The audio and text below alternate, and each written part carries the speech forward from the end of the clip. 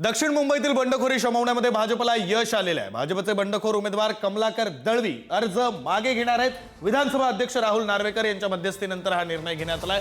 भाजपच्या हर्षिता नार्वेकरांविरोधात वॉर्ड क्रमांक 225 मधून दळवींनी बंडखोरी केलेली होती।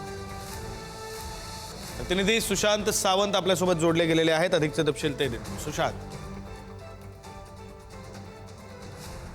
विक्रांत, कमलाकर दळवी हे भाजपच्या उपाध्यक्ष पदावर होते मुंबई भाजपच्या, मात्र त्यांना उमेदवारी न मिळाल्यामुळे त्यांनी बंडखोरी केली होती आणि आता खऱ्या अर्थाने याच निवडणूक कार्यालयाच्या बाहेर मी आहे, ज्या ठिकाणी विधानसभा अध्यक्ष राहुल नार्वेकर आलेले आहेत कमलाकर दळवींना घेऊन। कमलाकर दळवी आता आपला उमेदवारी अर्ज मागे घ्यायला गेलेले आहेत। कालपासून खऱ्या अर्थाने राहुल नार्वेकर कमलाकर दळवी यांच्या संपर्कात होते।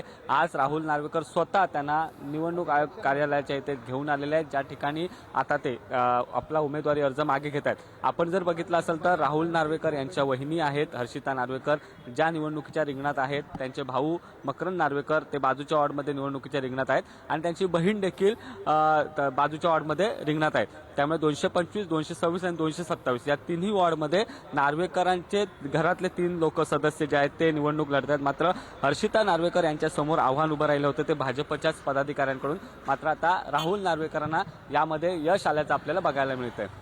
विक्रांत, बरं, धन्यवाद सुशांत दिलेल्या या सगळ्या सविस्तर माहितीसाठी।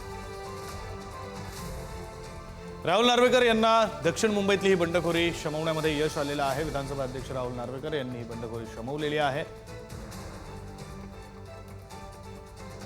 बंडखोर उमेदवार कमलाकर दळवी हे आता अर्ज मागे घेणार आहेत। विधानसभा अध्यक्ष राहुल नार्वेकर यांच्या मध्यस्थीनंतर त्यांनी अर्ज मागे घेण्याचा निर्णय घेतलेला आहे।